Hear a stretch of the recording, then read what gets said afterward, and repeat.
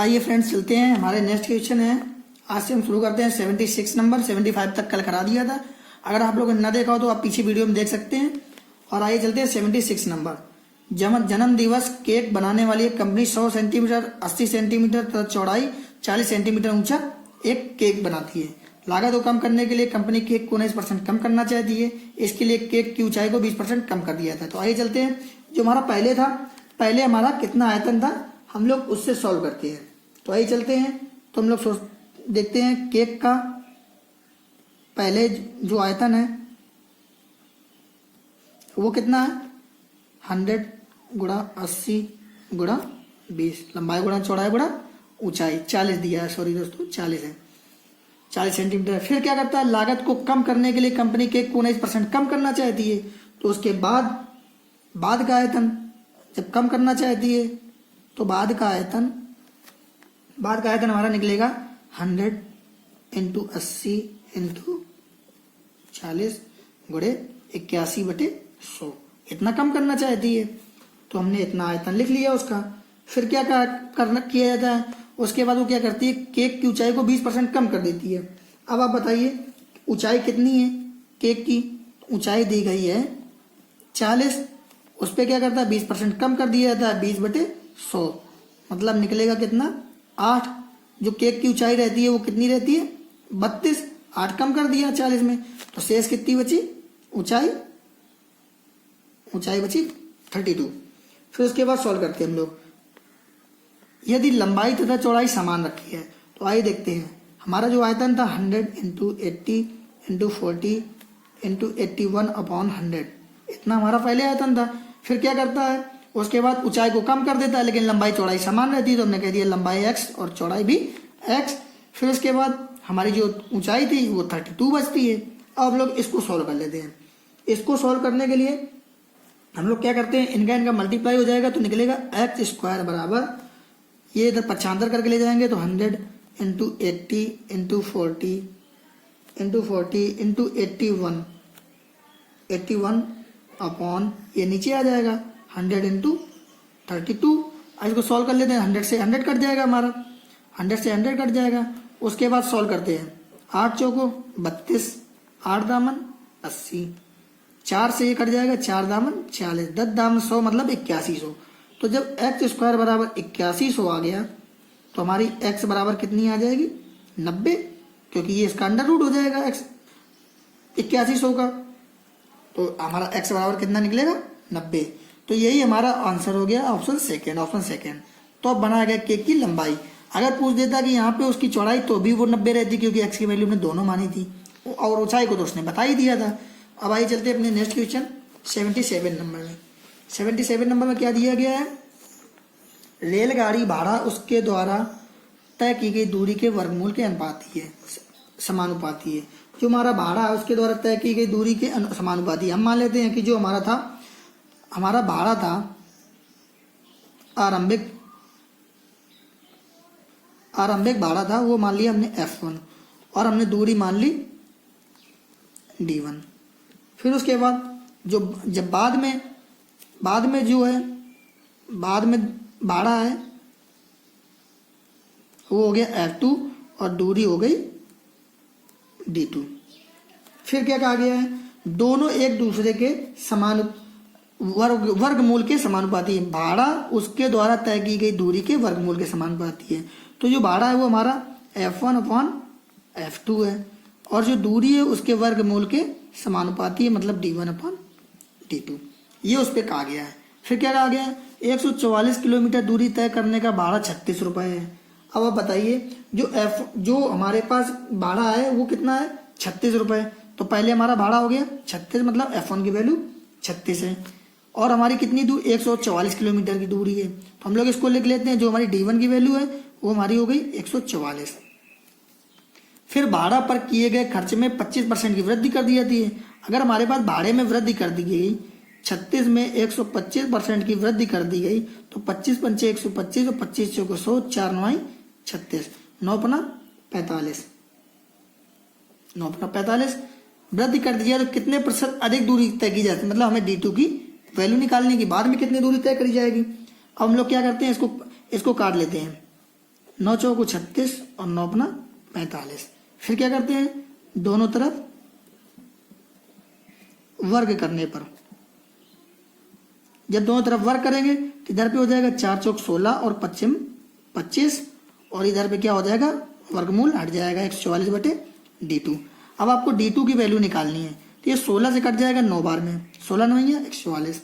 फिर 25 का गुणा हो जाएगा, जो d2 बराबर आएगा वो हमारा कितना आएगा, 25 गुणे 9, तो 9 अपना 45, 9 दूनी 18 4 22, कितना निकला हमारा, जो निकल के आया है वो निकल गया है 225। अब बताइए उसके बाद कहा गया है अब कितने प्रतिशत अधिक दूरी तय की जा सकती है। पहले कितना करता था 144, तो हम लोग देख लेते हैं, पहले करता था 144 और अब करता है 225, तो हम लोग घटा लेते हैं, कितनी अधिक कर लेता है, 225 में से 144 माइनस कर देते हैं, 5 4 गए 1 और ये बचा 12 में 4 गए 8, मतलब अब जो करता है वो 81 किलोमीटर अधिक दूरी कर लेता है, 81 किलोमीटर अधिक दूरी तय कर लेता है। वो भी कितने में कर लेता है, 144 से, क्योंकि हम लोग पहले वो दूरी तो वही थी, पहले से ही लिया जाएगा कितनी अधिक कर रहा है, उतने से 144 से अधिक कर रहा है और इंटू 100। अब इसको हम लोग सॉल्व कर लेते हैं। सॉल्व करने के बाद 2 से 50 बार में और 2 7 14, 2 दूनी 4, 9 ने 81 और 9 8 72, 2 से कट जाएगा 25 बार में और 2 से कट जाएगा 4 बार में, 9 अपना 45, 9 दूनी 18 4 22, 225/4। इसको हम लोग सॉल्व करते हैं, तो 4 पंचे 20, सॉल्व करने के बाद 4 पंचे 20, 4 6 24, 4 दूनी 8, 4 पंचे 20, हमारा ऑप्शन फर्स्ट 56.25 ये हमारा आंसर आएगा। इस पे ज़्यादा कुछ नहीं दिया है, मैंने आपको एक एक स्टेप करके बताया है, क्योंकि आप लोगों को शायद समझ में ना आता है या कोई दिक्कत हो जाती है, क्योंकि बहुत से ऐसे लोग पढ़ते हैं जो पहली बार मैथ्स मिश्रा बुक पढ़ रहे हो तो कन्फ्यूजन रहती है, तो मैंने एक एक स्टेप बताया। अगर आप लोगों को करना होता तो आप ये फार्मूला ना लिखते, डायरेक्ट लिख लेते और इसको काट लेते, वर्क कर लेते और डायरेक्ट आप लोग ये वैल्यू निकाल लेते d2 की, और फिर कम ज़्यादा कर लेते, मुश्किल से 2 लाइनों में सवाल हो जाता। पर मैं आप लोगों को एक एक स्टेप करके बता रहा हूँ कि दिक्कत ना हो आप लोगों को। आइए चलते हैं, हमारा जो नेक्स्ट क्वेश्चन है, हमारा नेक्स्ट क्वेश्चन दिया है 78 नंबर। एक गांव में 45% महिला तथा शेष पुरुष हैं। हमने मान लिए क्या, कुल हो गए 100, तो जो महिलाएं हैं, महिला वो है हमारी 45, तो पुरुष कितने होंगे, पुरुष होंगे हमारे पास 55, उस गांव में होंगे 55। फिर उसके बाद देखते हैं आगे, महिलाओं में 20% विवाहित हैं। आपके पास 45 अगर महिलाएं हैं और विवाहित कितनी हैं, तो विवाहित महिला निकालते हम लोग, तो महिलाओं में 20% विवाहित हैं, तो 45 का 20/100, 0 से 0, 2 पंचे 10, 5 9 45, मतलब 9 महिलाएं विवाहित हैं। तो अब बची कितनी, शेष बची, शेष महिला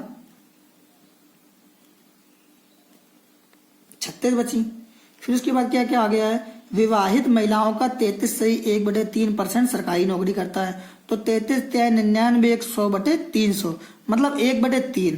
तो विवाहित महिलाएं, तो विवाहित महिलाएं कितनी थी, 9, तो जो नौकरी करती हैं वो कितनी है, 9 का 1/3, ये सरकारी नौकरी करती हैं 3 लोग, तो महिलाएं, महिला जो नौकरी करती है वो 3 लोग हैं। फिर उसके बाद क्या कहा गया है, पुरुषों की संख्या 40% भी सरकारी नौकरी करता है, पुरुष हमारे पास 55 है, उसका 40% सरकारी नौकरी करता है, तो 0 से 0 कट गया, 2 दूनी 4 और 2 पंचे 10, 5 से ये कट जाएगा, 5 एकम 5, 5 एकम 5, मतलब 22 लोग। 22 लोग क्या करते हैं, नौकरी करते हैं, 22 लोग नौकरी करते हैं। तो फिर क्या पूछा गया है, नौकरी ना करने वाले पुरुष तथा महिलाओं की कुल संख्या, कुल जनसंख्या का कितना प्रतिशत है। आप बताइए, इस पे जो पूछा गया है कि नौकरी ना करने वाले, तो नौकरी ना करने वाले लोग कितने होंगे, अगर 22 यहाँ पे नौकरी कर रहे हैं और 3 लोग यहाँ पे नौकरी कर रहे हैं, तो नौकरी करने वाले पुरुष प्लस महिलाएं कितने हैं, 22 प्लस 3। अगर 25 नौकरी करने वाले हैं, तो नौकरी ना करने वाले, नौकरी ना करने वाले कितने होंगे? 75 होंगे। अगर आपको इस पे परसेंट भी निकालना हो, हमने टोटल 100 माना तो 75/100 गुणे 100 वो निकलेगा कितना? 75% ही। तो ऑप्शन सेकंड। आइए चलते हैं नेक्स्ट क्वेश्चन हमारा 79 नंबर। एक आदमी एक स्कूटर खरीदना चाहता है, वह अपनी मासिक आय का आधी राशि इसके लिए बचाता है। तो हम मान लेते हैं जो उसकी मासिक आय है वो कितनी है? 100 रुपये। और मासिक आय की आधी राशि बचाता है, तो बचाता कितना है? आधी राशि मतलब 50 बचाता है। तथा एक वर्ष उसके पास स्कूटर खरीदने योग्य राशि जमा हो गई, एक वर्ष में जमा हो गई। तो एक वर्ष में कितने महीने होते हैं? 12, क्योंकि मासिक आय है। तो एक वर्ष में जमा हो जाती है कितनी राशि? तो 50 गुणे 12 बराबर 600। मतलब वो जो स्कूटर है उसकी कीमत कितनी है? 600 रुपये। लेकिन क्या होता है, वह 10 महीने में ही स्कूटर खरीदना चाहे तो उसे बचत कितनी बढ़ाना पड़ेगा? तो अगर 10 महीने में ही वो करना चाहे तो अगर 600 रुपये 12 महीने में बचाता है तो 10 महीने में उसको बचाने के लिए क्या करना पड़ेगा? 10 महीने में कितने की बचत करनी पड़ेगी? तो 600/10 बराबर 60। तो उसको 60 रुपये की बचत करनी पड़ेगी। फिर क्या कहा गया? मासिक बचत की गई राशि को कितने प्रतिशत से बढ़ाना चाहिए? पहले बचत कितनी थी? 50, और बाद में उसने बचत कितनी करी? 60 की। कितनी बढ़ गई? 10 बढ़ गई। कितने से बढ़ गई? 50 से, इंटू 100। 50 दूनी 100, मतलब उसको 20% राशि बढ़ानी होगी पहले से अधिक। अब आइए चलते हैं हमारा नेक्स्ट क्वेश्चन है 80 नंबर। 80 नंबर देख लेते हैं। 80 नंबर में क्या कहा गया है? 80 नंबर में कहा गया है प्रियांश का वजन 65 किलोग्राम है। तो हमने लिख लिया 65 किलोग्राम है। वह बीमार पड़ जाता है और तब उसका वजन 20% कम हो जाता है। तो लिख लेते हैं हम लोग 20% उसका वजन कम हो जाता है। तो 20 5 100, 5 से 1 कट जाएगा 13 बार में। तो अब आप बताइए 13 इतना कम हो गया तो शेष कितना बचा? शेष बचा हमारे पास 52 बचा प्रियांश का वजन। फिर क्या होता है? बीमारी ठीक हो जाने के बाद उसका वजन 25% से पुनः बढ़ जाता है। अब पुनः फिर बढ़ गया तो 52 का 125/100, 25 पंचे 125, 25 चौको 100, और 4 से 1 कट जाएगा, 4 एकम 4, 4 3 13 बचे 65। मतलब कितना हो गया? 65। फिर हो गया वो। फिर क्या क्या आ गया है? वह पुनः बीमार पड़ जाता है तथा उसका वजन पुनः 15 किलोग्राम हो जाता है। तो जब 15 किलोग्राम कम हो जाता है, इससे 15 किलोग्राम कम हो जाएगा, तो अब उसके पास शेष कितना बचा? शेष बचा उसके पास 50 किलोग्राम। फिर क्या कहा गया है? आरंभिक वजन प्राप्त करने हेतु उसे अपने वजन को कितने प्रतिशत बढ़ाना होगा? अब आप बताइए, आरंभिक वजन उसका कितना था? 65 था, और अब बचा कितना? 50। उसको उतना ही ले जाना है तो कितना बढ़ाना पड़ेगा? 65 में 50 जाएंगे, कितना बचेगा? 15 बढ़ाना पड़ेगा। वो भी कितने से बढ़ाना पड़ेगा? 65 करने के लिए इस समय उसके पास 50 उसका वजन बचा हुआ है और उसको उतना फिर ले जाना है, तो हमें बढ़ाना कितना पड़ेगा? 50 से बढ़ाना पड़ेगा, इंटू 100। 50 दूनी 100, कितना? 30%। हमारा ऑप्शन सेकंड नंबर। बिल्कुल स्टेप वाइज आपको बताता चलूंगा हर एक क्वेश्चन की, बिल्कुल जैसा क्वेश्चन में कहता जाए वैसे ही स्टेप वाइज करते जाइए आप। आइए चलते हैं नेक्स्ट क्वेश्चन। नेक्स्ट क्वेश्चन क्या दिया गया है 81 नंबर में? 81 नंबर में दिया है एक शहर में 2 सिनेमा हॉल ए तथा बी है। ए में प्रति टिकट दर 20 रुपये है। तो हम लोग मान लेते हैं जो ए सिनेमा हॉल है, ए में प्रति टिकट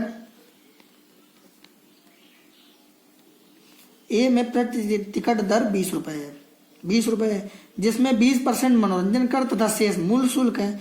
तो 20% मनोरंजन कर है तो 20/100। तो मूल जो हमारे पास मनोरंजन कर है 4, तो इसका मूल शुल्क कितना हो गया? मूल शुल्क होगा 20 - 4 बराबर 16, क्योंकि 4 तो ये हमारा पास मनोरंजन कर हो गया, तो 16 बचा। फिर क्या कहा गया है?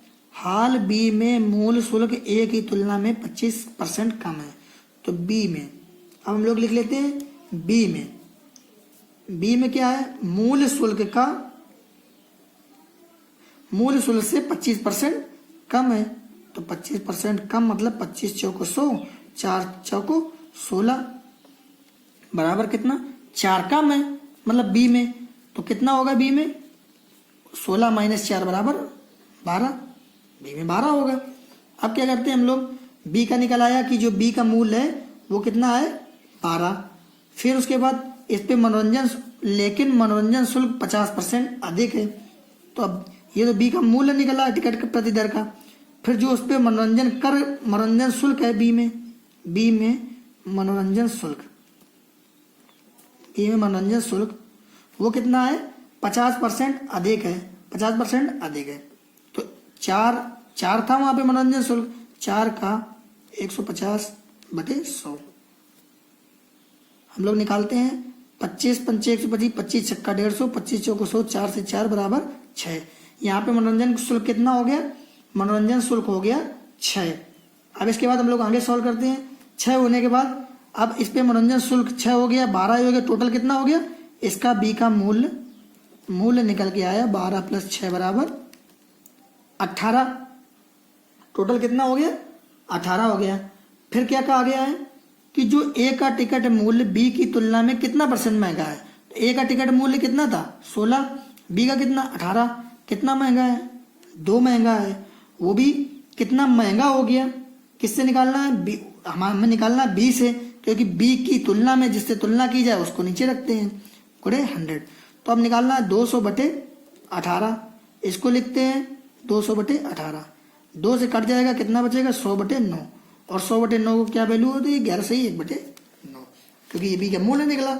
फिर पूछा गया है जिससे तुलना की जाती है हमेशा उसको नीचे रखा जाता है। वैसे हम लोग कम ज्यादा निकालते तो निकालते हम लोग ए से, पर तुलना किससे करनी है बी से।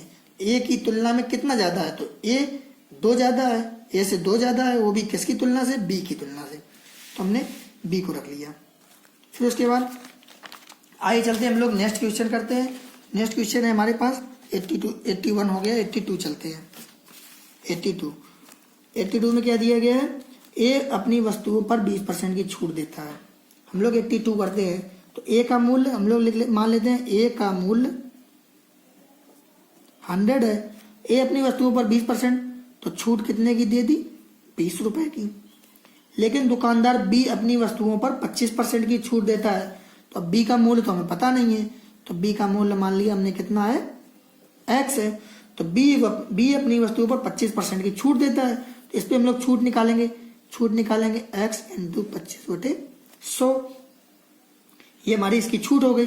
लेकिन फिर क्या कहा गया है, यदि छूट की राशि दोनों स्थितियों में बराबर हो, मतलब 20 की छूट इस पे भी है, तो जब 20 की छूट इस पे भी है तो 20 बराबर x × 25/100, 25 से कम 25 चौको 100, x की वैल्यू कितनी आ गई 80, x की वैल्यू आ गई 80। फिर ए के द्वारा निर्धारित मूल्य बी के ऐसे ही मूल्य से कितना प्रतिशत है, तो अब बताइए ए का मूल्य कितना है 100 है, 100, तो बी के मूल्य से मतलब तुलना बी से कर दी, मतलब 80, कितना %, 100 का गुणा। इसको सॉल्व करते हैं हम लोग।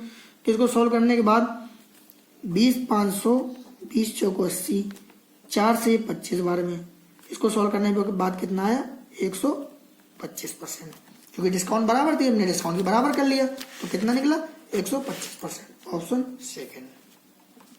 आइए चलते हैं नेक्स्ट क्वेश्चन। नेक्स्ट क्वेश्चन है हमारा 83 नंबर। 83 नंबर हम लोग देख लेते हैं। 83 में क्या दिया गया है, एक क्लब में 40% व्यक्ति 30 वर्ष से अधिक आयु के हैं। एक क्लब में 40%, अगर हमने कह दिए कि कुल व्यक्ति जो क्लब में है वो कितने 100 व्यक्ति हैं, तो 30 वर्ष से अधिक आयु के, तो 30 वर्ष से अधिक आयु के व्यक्ति कितने हैं 40%, तो टोटल का 40% मतलब 40 हो गए। फिर उसके बाद तथा 80% व्यक्ति 45 वर्ष के बराबर या उससे कम उम्र के हैं, तो 45 वर्ष के बराबर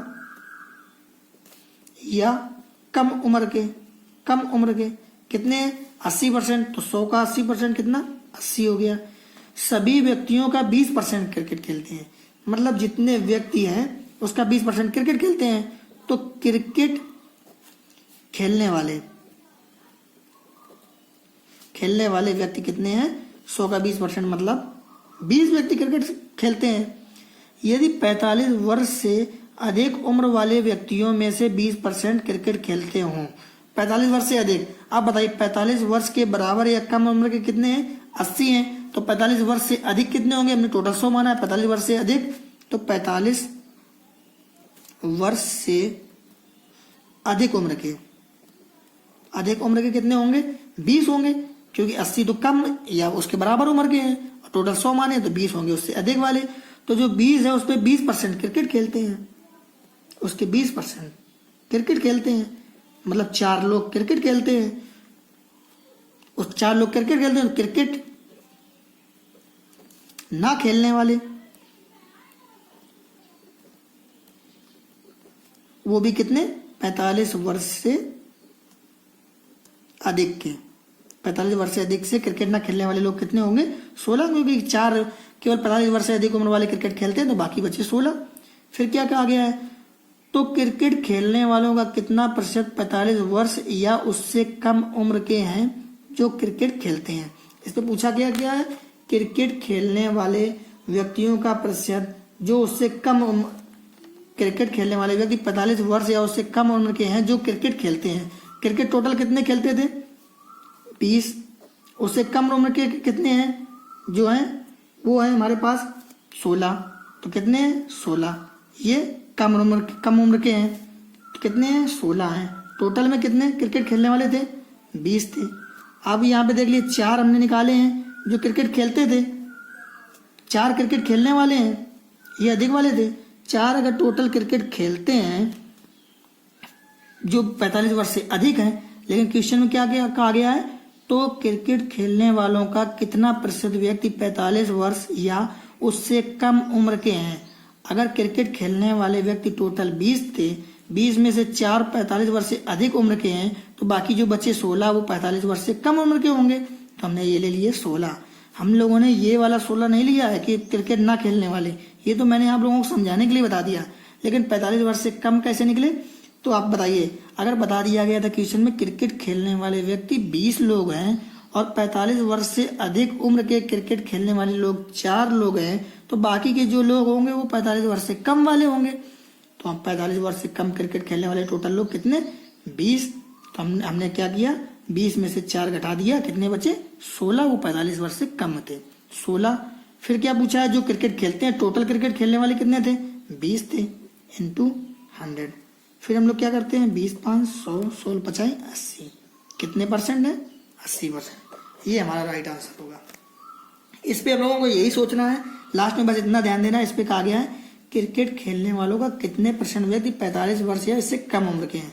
अब आप बताइए, अगर क्रिकेट खेलने वाले टोटल व्यक्ति 20 ही लोग हैं, फिर उसके बाद हमने निकाल लिया कि 45 वर्ष से जो वो 45 से कम उम्र के होंगे, और यहाँ पे जो 16 लिखे हुए हैं ये क्रिकेट खेलते ही नहीं है। तो हम लोग ये वाला नहीं लिए, हम लोग 20 में से 4 घटा के 16 लिए हैं। टोटल क्रिकेट खेलने वाले 20 20 5 100 16 50 80। इस पर बहुत कंफ्यूजन हो जाती है लोगों को, इसीलिए मैंने एक स्टेप बता दिया है। आइए चलते हैं हमारा नेक्स्ट क्वेश्चन। नेक्स्ट क्वेश्चन है हमारा 84 नंबर। 84 नंबर हम लोग देख लेते हैं। कमल तथा चमन के वजन में 3:2 का अनुपात है। जब कमल का वजन 20% बढ़ जाता है तब दोनों का कुल वजन 28% बढ़ जाता है। अब ये देख लेते हैं, ये हमारे पास हो गया कमल, ये हो गया चमन। इनका अनुपात कितना दिया है? 3 और 2 का है। हमने इसको सरल करने के लिए हमने मान लिया 30 और 20 क्योंकि रेशियो दिया है। जब कमल का वजन 20% बढ़ जाता है तो 30 का 20% बढ़ गया, 120/100, 0 से 0 मतलब कितना हो गया? 36 हो गया। जब कमल का वजन 20% बढ़ जाता है तब दोनों का कुल वजन 28 से बढ़कर 64 किलोग्राम हो जाता है। मतलब फिर क्या होता है? दोनों का कुल वजन कितना हो जाता है? 64। तो कमल का वजन कितना बढ़ा था? 36 बढ़ा था। आप बताइए, अगर कमल का वजन 36 बढ़ा, बाकी का बढ़ा होगा चमन का। 14 में 6 गए 8, 5 में 3 गए 2, बाकी जो 28 बढ़ा होगा वो बढ़ा होगा चमन का। तो अब आप बताइए, उसके बाद चमन के वजन में कितने परसेंट की वृद्धि हुई? चमन के वजन में कितने परसेंट की वृद्धि हुई? 8 की वृद्धि हुई। कितने से? 20 से वृद्धि हुई। परसेंटेज 100, 20 5 100 8 5 40%। बहुत लोग क्या करते हैं कि दोनों का मिला के 28% बढ़ाकर फिर 64 की वैल्यू निकालते हैं। हमें उसकी मतलब ही क्या है? आप बताइए, अगर हमें कमल का वजन मालूम है, चमन का वजन मालूम है, फिर कहा गया जब कमल का वजन 20% से बढ़ जाता है तो मतलब 36 हो गया। फिर क्या होता है, उसका 28% से बढ़कर 64 किलोग्राम हो जाता है, मतलब दोनों का वजन 64 हो जाता है।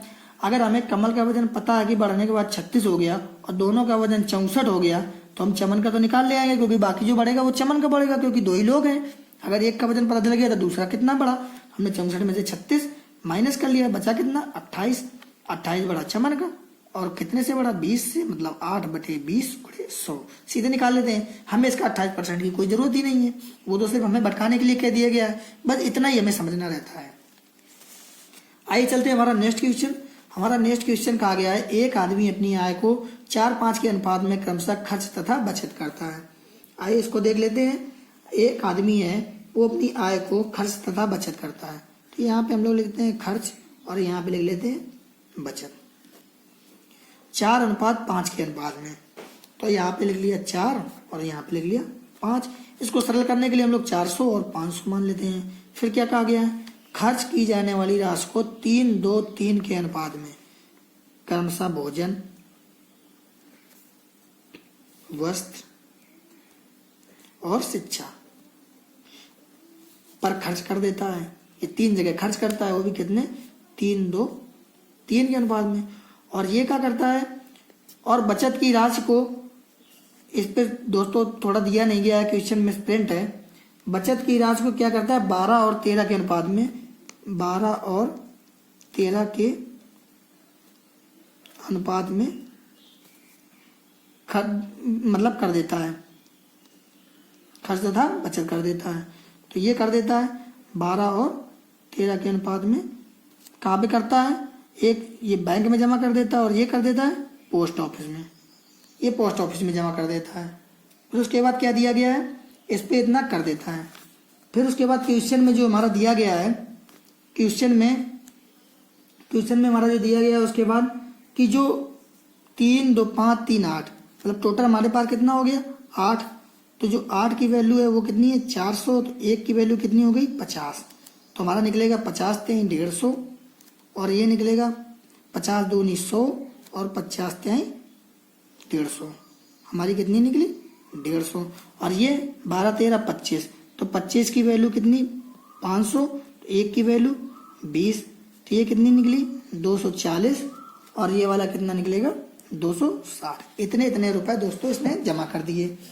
फिर आगे क्वेश्चन में मेरे पास बुक रखी, मैं उसी से बोल देता हूँ, आप लोग अपना उस पर किताब होगी आपके पास देख लेना। ये लास्ट क्वेश्चन है, इसको ध्यान नहीं दिया होगा या सही से प्रिंट नहीं हुआ होगा, तो इस पर माफ़ी चाहूँगा, लेकिन फिर भी मैं आप लोगों को बताने की कोशिश करता हूँ, आप लोगों को समझ में आ जाएगा। फिर क्या करता है, भोजन की राशि को 20% बढ़ा देता है, तो 150 का 20%, भोजन की राशि को 20% बढ़ा देता है, 150 का 20%, इतना वो बढ़ा देता है। और क्या करता है, जो वस्त्र की राशि के उसको 40% बढ़ा देता है, उसका 40/100 इतना बढ़ा देता है। और शिक्षा पे जो बढ़ाता है वो कितना बढ़ाता है 50, 150 का 50%। उस पर ये निकालना है कि इतना बढ़ा दिया जाए और बचत की राशि को 5% कम कर दी जाए, मतलब 500 का 5% इतना कम कर दिया जाए, 5/100, 500 का 5%, 100 पंचे 5/100, 500 5 25, इतनी कम करनी है हमको बचत की राशि को, जो क्वेश्चन में दिया गया है। और इसको सॉल्व कर लेते हैं। 0 से 0 मतलब ये 30, 0 से ये कट जाएगा मतलब 40, ये 0 से 15 बना 75। अब आप बताइए इस पे टोटल हम लोगों को जोड़ने पे ये कितना होता है, इतने रुपए का बढ़ जाता है, इतने रुपए, और ये हमारी बचत कम करी जाती है। तो जो हमारे आय में वृद्धि होगी वो कितने की होगी 145 माइनस 25, टोटल कितना बचा हमारे पास, बचा कितना 120। फिर जो हमारे क्वेश्चन में पूछा गया कि जो वृद्धि हुई वो टोटल का कितना हुई, तो टोटल कितनी है हमारी आय, अगर खर्च 400 कर रहे हैं बचत 500 कर रहे हैं तो हमारी आय 900 ही होगी। तो 900, 120 का 900 गुणे 100, 0 से 0 कट जाएगा।